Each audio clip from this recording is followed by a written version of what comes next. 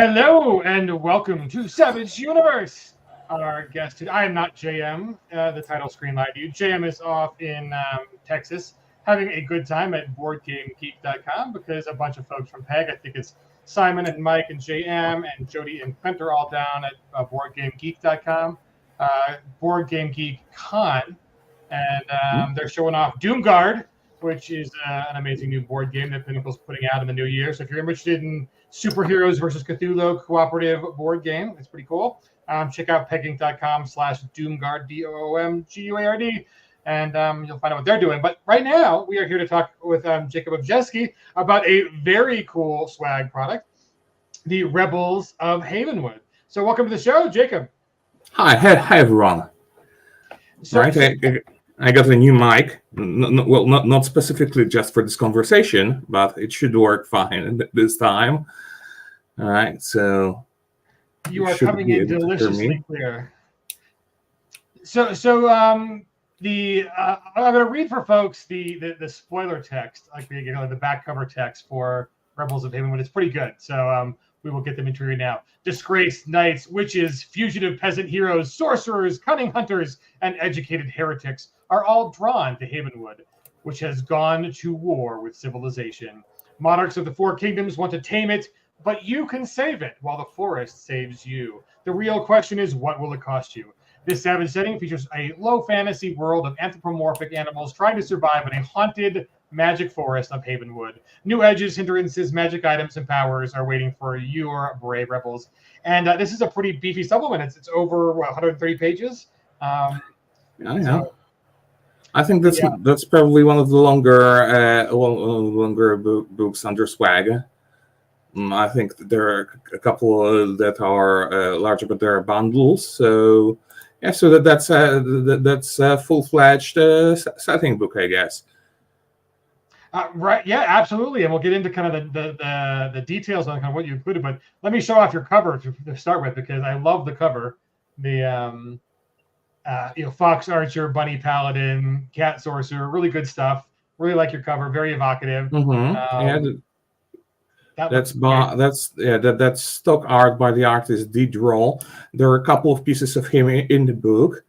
That was like one of the reasons. Oh, great! That looks, that looks fine. I think that would be like a book cover material. So I guess I have to try and develop this. Well, no, I picked this because this was this great fantasy evocative piece. I'm ready to tell you something about the world. So tell us what was the inspiration? Tell us a little bit about the world. What kind of went in for you to create this setting? Okay, yeah. So I already have a book called Beastfolk Menagerie for swag, which is a collection of anthropomorphic animals, and I wanted to do like a more robust setting material for this. There are already a couple of setting ideas, setting seeds in the complete collection, but this is like a fantasy supplement. And there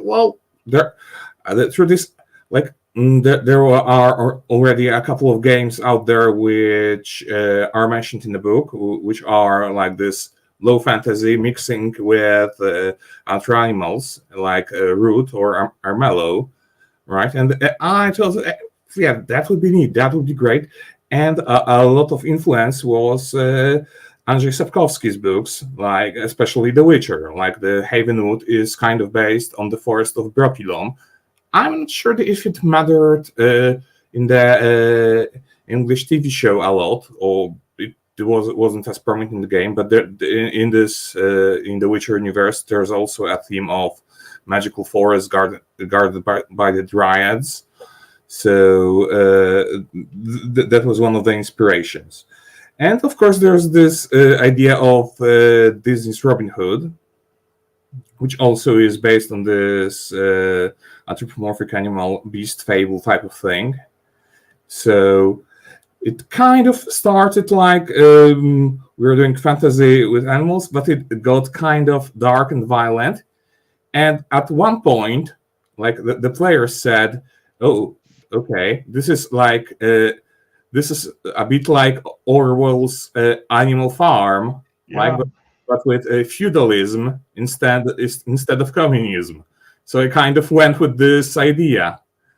I mean, you're not wrong in that.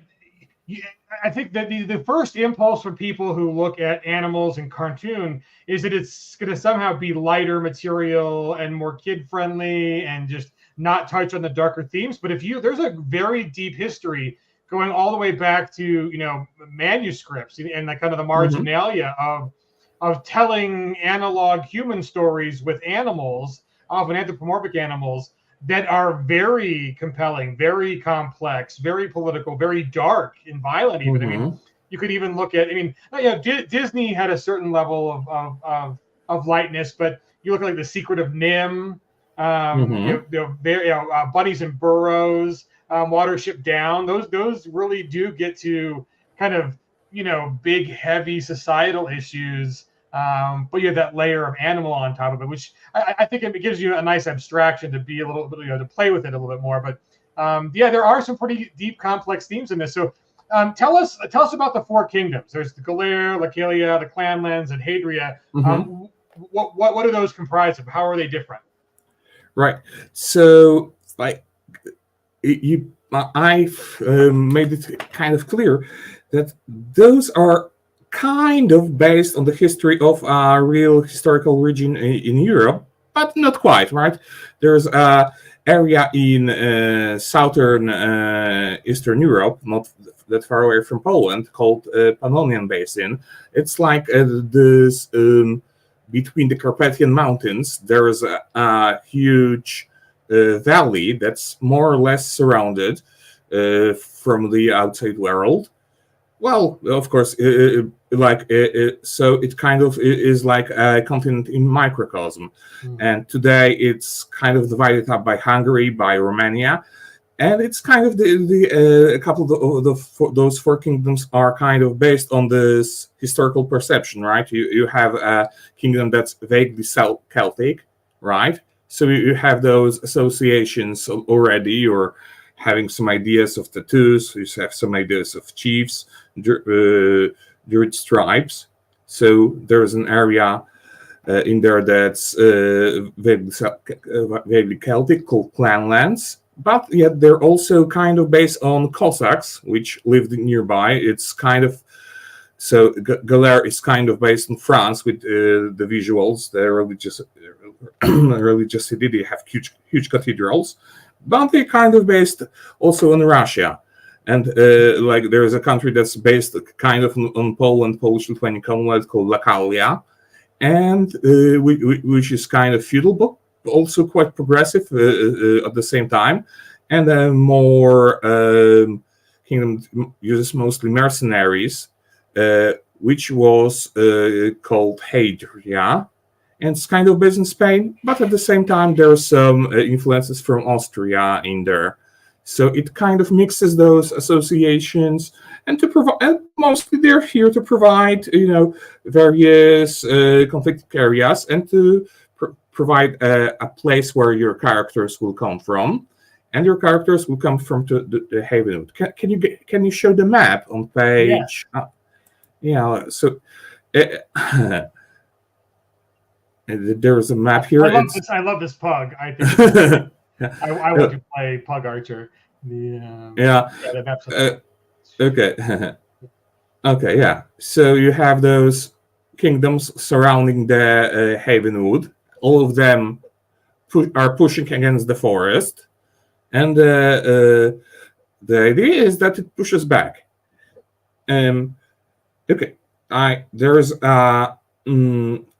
another influence on Havenwood was the fantasy novel series, but I think it's only one book, but it's a book by an American writer called Naomi Novik, called Uprooted, which also has this malicious forest that pushes back on the civilized kingdoms. So you cannot really cross from one kingdom to another without passing Havenwood. There are places when it's lighter, but it's still there. It still obstructs trade. It still obstructs warfare. And the huge point of the setting is that those four kingdoms are trying to eliminate the forest so that they will be safe to start war between one another and so on. Yeah, fantastic. So you are kind of like the rebel group that is still in the forest, and in all of the kingdoms, there are also anthropomorphic as well, or are there any humans at all in this story? Well, yeah, during the test we kind of played. There's a hint, right? The history of this world starts with Great Drought and the Great Flood. So we kind of played with it during the setting that maybe this is some kind of post-apocalypse world where humans were wiped out, right? I think, but we didn't really go with it. But we didn't really go with it. So there's no humans. There's only anthropomorphic animals. And after the Great Flood, like all the species in the world mixed. So yeah, if you want to play a camel, a tiger, a kangaroo, so you can do this. There's a lot of species in the Beastfolk Menagerie, and in the Havenwood book, there's a couple of species that's more or less suited to the medieval fantasy genre. Oh yeah, this is also yeah. Yeah, I love that art. So I think one question folks are raring to know is always about the arcane backgrounds. So it looks like you have witch, sorcerer, necromancer, and then druids. So you want to talk a little bit about the difference between those? Yeah. Okay, so we wanted to a druid. Let me just think. Okay, so they're kind of based, well, maybe not based, but they're similar to arcane backgrounds from the Fantasy Companion, but they're a bit different because of the role in the world, right? From the beginning, we wanted the witches to be there, like this is the old school witch, but not in the sense of a fairy tale witch, right? And in the sense of a fairy tale villain. But like a wise woman, a village person, also a male, of course. You could play as a male witch, a knowing person that knows more than they care. Right? I'm not sure. Yeah, The Witcher. So the witches are kind of having this minor power. They're also the healers of the game. So their niche is also to help out with seemingly minor problems. Then there's sorcerers, which are more classical fantasy magician, right? I kind of was torn whether to call it wizard, and they even have the access to some of the wizard edges from Fantasy Companion because they're this learned magician archetype. And there's a necromancer, and it kind of appeared during the playtests because a lot of the idea for the setting that you were playing as outcasts, you were playing as heretics, you were playing as people who don't fit the society, and it kind of wanted a setting where you could play a heroic necromancer, and the idea is that the society has a lot of things wrong about necromancy. There's no like life force energy. There's so the necromancer is a magic of death, but not necessarily of killing people. So they still can animate the dead, and their niche is to communicate with the Veil, which is the spirit world. It's not as major element of the world. Oh yeah, this is nice, right? Well, I had a stock art of a plague doctor, and since you're playing anthropomorphic animals, including birds anyway, why not use it? Yeah, that's fantastic. Yeah. So yeah, this was. I like that. That's a very unique take on the necromancy thing and actually having it be part of the. Yeah, I kind of wanted the setting to you playing like unusual magic types and heroic necromancy that doesn't really focus on killing, focus on that, but mostly on the spiritual stuff. is an idea. And the last arcane background is druid, and druids are in this game are tied to Havenwood. There are no druids elsewhere in this world, and you have to sign a pact. Well, not just sign. You have to make a pact with the wood to be able to use some of the edges, to be able to use some of the and to become a druid. Druids have some of they kind of have access to healing. They have access to high power devices, yeah, and this is kind of based on like 16th century, but there are some twists. I tried to remember that since everyone is like an anthropomorphic animal in this world, so you get birds can fly, and this changes a lot. Like there's Air Force, right? Yeah, there's Air Force as an army type, but since you need to flap your wings, right, you really cannot attack that much. So that's one reason people are pushing for pistols, because they can give at least one shot and fly away. Okay, yeah, there's some magic items here. This is kind of low fantasy, but I added some additional magic items here. You can still pick artificer. You can still add edges. Okay. Could you scroll down a little bit more next, right? You probably, if you're watching, you probably saw those, silhouettes on the margins, right? So this is kind of a low-budget version of illustrations. I illustrated the Beautiful Menagerie completely in this style. And they are making a comeback. Well, this is a kind of an idea, but they also had some ready stockers. A lot of those, like this one, I don't think the pug archer is, but you probably saw the bear with 2 daggers. Yeah. A lot of those are sports mascots from Stockhart sites. Nice. So yeah, you can get high quality. I know anthropomorphic animal art. Or you can make it yourself, right? The Necromancer has this old school frog, probably. Yeah.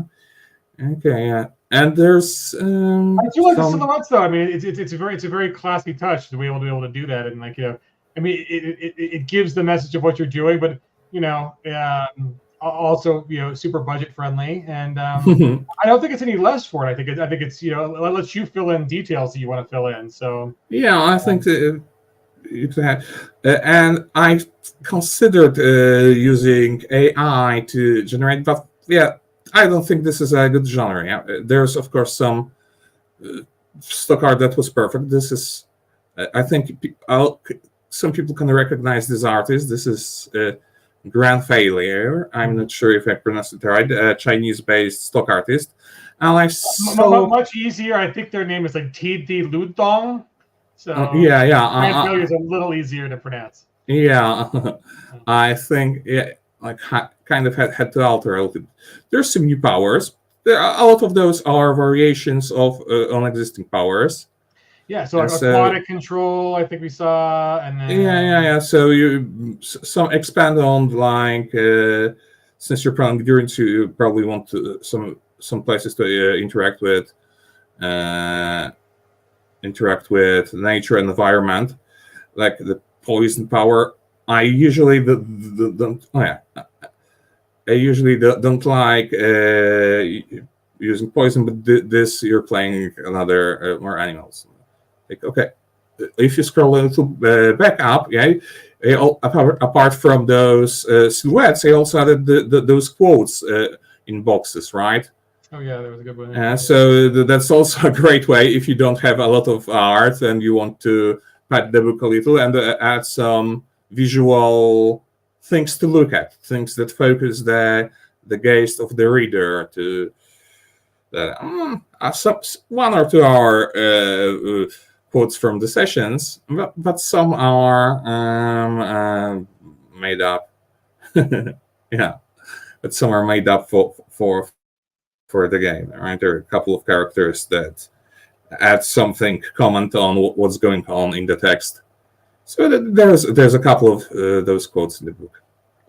So, a question from Raven: being anthropomorphic, is the setting appropriate for kids? Like, what age group do you think is gonna? To me, I think it's less anthro on the. I think that the point Rigger Raven is making, I think, is a little more on the themes of. I mean, there's like oppression here, there's slavery here, so they're kind of big moral themes that are kind of present in our own history. So, what's your recommended age group? I think.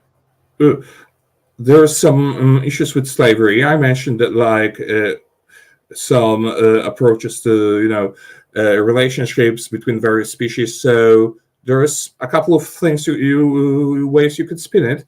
I think that it's not like aimed at children. I think like teenagers would probably find it cool. Yeah, there's some religious fanaticism, oppression, slavery.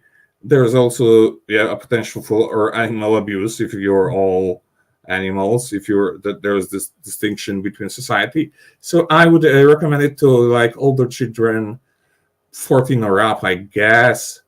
Well, you could probably tone down like this reference of slavery, which is that tends to be like a fact of life there, and one of the basic options is runaway slave. So slavery is something that's supposed to be immoral, but it exists in this universe. There's a mention of like religious oppression or strains of heretics and so on. So yeah, it's not exactly something you could play with like a 10-year-old. It's good. I mean, I'm very impressed with like kind of the lengths folks are going to now on the swag program to release full settings. Like again, this is over 130 pages. There's a whole lot of content in here. So you've explained that like you're kind of denizens of the forest, and there's these 4 competing kingdoms, and it's kind of forest versus encroachment on the forest. Are there how much background have you given folks? Are there adventures that are written on this? Like what's the out of the box, so to speak, ability to pick up and run? Okay, so there's an adventure that I kind of published about a week before I published the setting, so you could have a taste, and it's available free on Drive to RPG. It's called Return of the Pumpkin-Headed God. Okay. So you could play and take out. In the book, there's 20 species of animal people. You don't have to buy Beastful Menagerie. And there's a description of all the 4 kingdoms, their quirks, but the action should focus on the forest. There's rules on how to generate weather, because a lot of when you start being a rebel, you are cut off from the civilized society, and that's and it's something that we romanticize a lot, but it's a huge shift. Even if you happen to be an animal and have claws and feet, that doesn't mean that you are like a hunter that you can survive on your own. And there is no this even in a feudal times. There is no if you abandon the whole infrastructure. So you need to find water, you need to find food, you need to find shelter. There's a couple of rules for that in the book. What else? What's your favorite mechanics that you've added to the in this system? Well, there's 2 new kinds of edges here. One is night edges, which are essentially which are essentially not basically combat edges, but you can't just. They're a little bit more harder to get. You can. There's a rule that you cannot use powers like Warrior's Gift or the rule like High Adventure to duplicate them. Right? That's not the setting rule I'm thinking of. But you cannot like spend a penny to gain them, so that they're a little bit harder to get. And another set of edges is beast edges, right? So there's something, right? I'm playing you're playing anthropomorphic animals, right? So you probably should have a bonus for that. But since you're already dealing with a forest, It's wild, the theme of wilderness. So you probably should play a little bit more with that, and making a pact with Havenwood and lets you awaken the beast and gain some more unusual abilities related to animals. I didn't want it to restrict it to a specific type of animal, so you can pick like sharper teeth or animal vitality, regardless of your species, if you can justify it. Right? This is more of a Savage World spin on things. Yeah, well, that's fantastic. So, so folks, you can go and get the Return of the Pumpkin-Headed God for free. It's free, so you can check it out right now, which is awesome. And it has some tidbits about the world, so you can check it out if you decide if you like it. Yeah, it's at 21 pages. So that's a lot of pages to pick up for free. Yeah.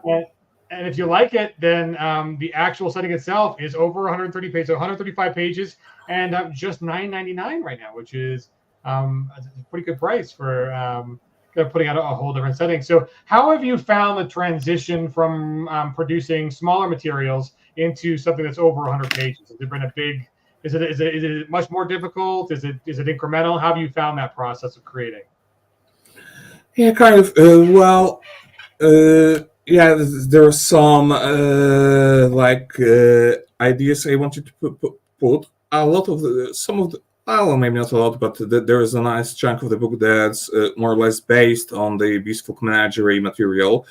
Some of it was rewritten. So the Beastfolk Menagerie had a description of foxes as a species, and first of all, it was before Fantasy Companions. Some of the species here are altered. And there is also always a description of how what role does this species play in the world of Havenwood. So, for instance, there's in this world the predatory animals tend to be nobles, right? To underline the metaphor of this predatory society, but that's not the usual rule. So, a large chunk of this book was already written. But I had to change it. Some of the edges, some of the powers were taken from some other products I wrote. But there was a lot of times I had to lay it out myself. It's mostly written by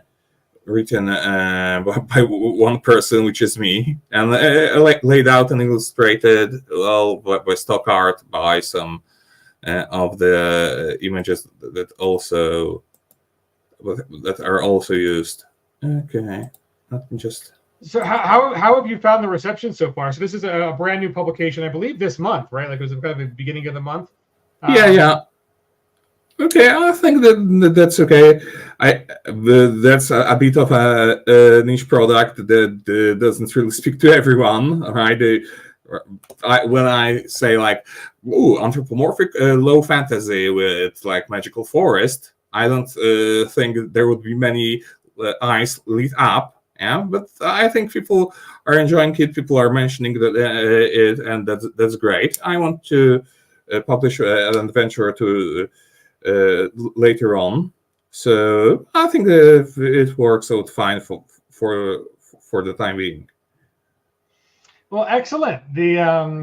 So anything you want to give us, any hints on the next project you're working on? Are you doing more for Havenwood, or is there something else in the pipeline that's okay? Can I send it to you? The link to the cover.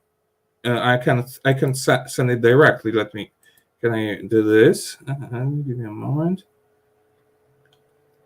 Okay, this is something I see a lot on Savage World's official Facebook group.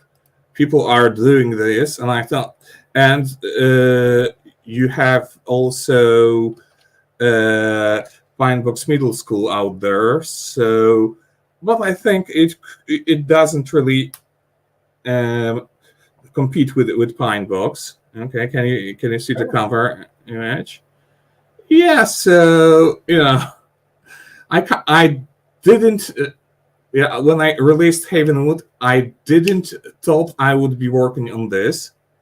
I had some other ideas in mind, but I also had some other projects that were kind of started, and yeah, a couple of days ago I decided, no, this is the next thing.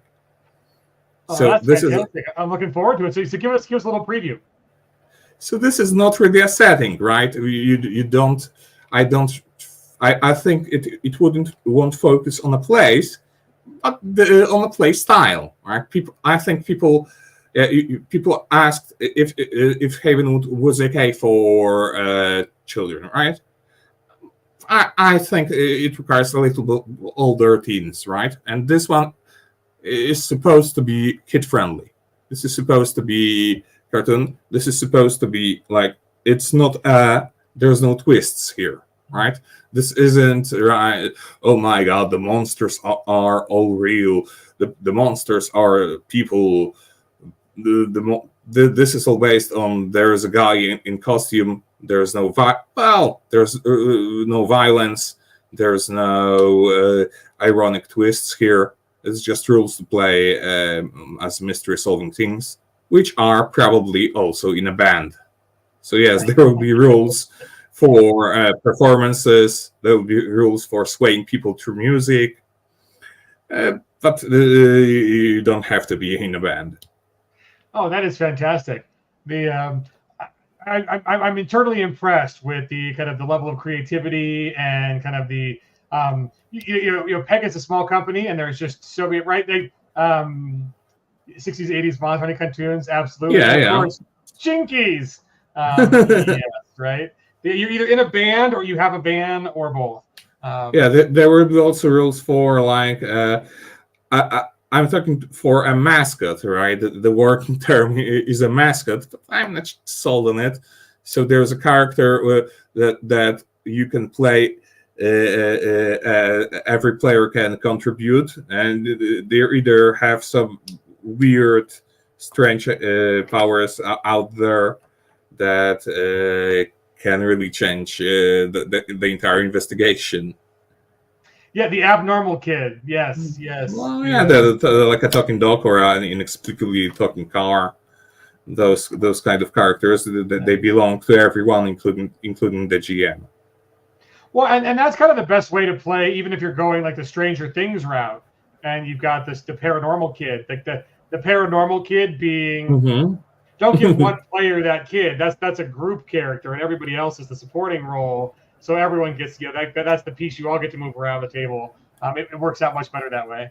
But yeah, I just love the fact that there's so much creativity. There's so many things that you know, don't need to be officially licensed from like the one day. It doesn't have to be Stranger Things or Scooby Doo. It can be investigative teens. And there's a whole lot of ways of just taking that genre and adding to it. So if you want to fill out your ETU or Pine Box experience, you know, with things that we didn't cover, tone differences, it's a great place to have swag material. I really like Redwall and Nim, and I think it's a great genre, even when it is, you know, really poking at big societal issues. So I mean, Havenwood sounds great. If you want to play it lighter, by all means. But I like the heavy tones too. So yeah, I'm just really I'm internally impressed with the amount of work the swag people are doing to kind of check off the boxes of all of the different tropes and kind of you know, categories that are out there. So yeah, so Havenwood is for sale now. That's correct. Yeah, yes, it's now. Right. I thought I would kind of start with the like wizard school tropes, like you know, Harry Potter, like unseen university from this world. This kind of instead, I'm trying to do Sleuth Squad. So I hope that won't be out this year. Yeah, I need to still write. Well, there's only a couple of weeks left of this year, so yeah. Not sure if I managed to do it by February, but yeah, this is something like on online back burner. There's some day job related stuff, and so on. So right, Havenwood is out now. Maybe there will be some adventures, an adventure next month, but I'm not really sure. So you can get it. You can share it. It's available in swag. So Yeah, let me pull up the link one more time for folks. So it's at Drive Through RPG right now, Rebels of Havenwood. It's available. There's a free adventure, and the whole setting over 130 pages is just $9.99. So between the two, you can get like 150 pages for $10, and which is not too shabby for the content and the thought that's gone into it. So. Yeah, I appreciate you coming on, Jakub, and you're welcome next time when you get the investigative teens on. We'll have you back on to talk about how that project's going. But we appreciate you being such a leader in the swag community, and we hope folks go check out Rebels of Havenwood. Sounds like a fun project. Yeah, I don't see myself as a leader. I just try to have this to work on my writing to develop, and the swag provides me an opportunity to have. Participate in the community, to show other people my stuff. I also put out a lot of free or pay what you want adventures, pay what you want ideas. And Haven is just one of many projects that I put out there. So it's for everyone to enjoy. Well, that is fantastic. My own little doggy sorcerer right here is casting Go to Dog Park. And so we can translocate here real quick before we lose any more sunlight. But I appreciate you coming on, Jakub. So congratulations on all the success. And so folks, go check out Rebels of Havenwood. It is, we showed you a bunch of it. You can see the whole table of contents. It's a pretty meaty book. Hi, buddy. Really kind of captures that very cool medieval meets anthropomorphic feel with juicier, bigger issues. You can really kind of play some stuff. And other than that, the JMOM will be back hopefully next week.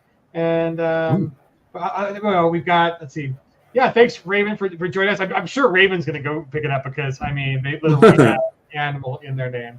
Check it out. Check all the other swag programs out. And I think the next big swag thing we'll be doing is in the beginning of the new year. We'll be doing the swag awards for this last year. It's been a very productive year for folks.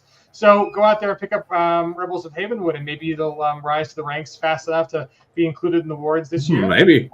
Who knows? I hope so. But I certainly hope so. Is a past winner and does great stuff. So again, folks, if anything that you want to find out, if you are a new customer, welcome.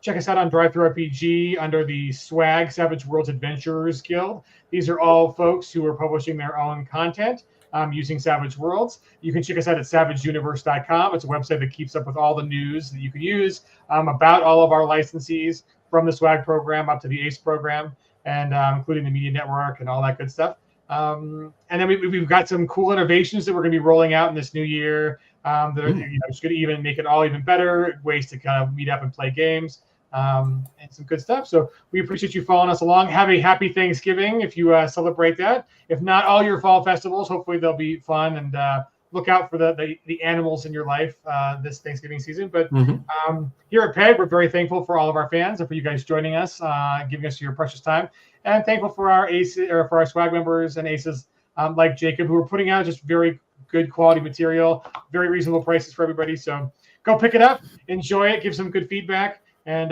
we'll keep an eye out for the next big project from you, Jakub. Appreciate you, buddy. Thank you very much. See you soon. Cheers, everybody. Happy Thanksgiving. Bye.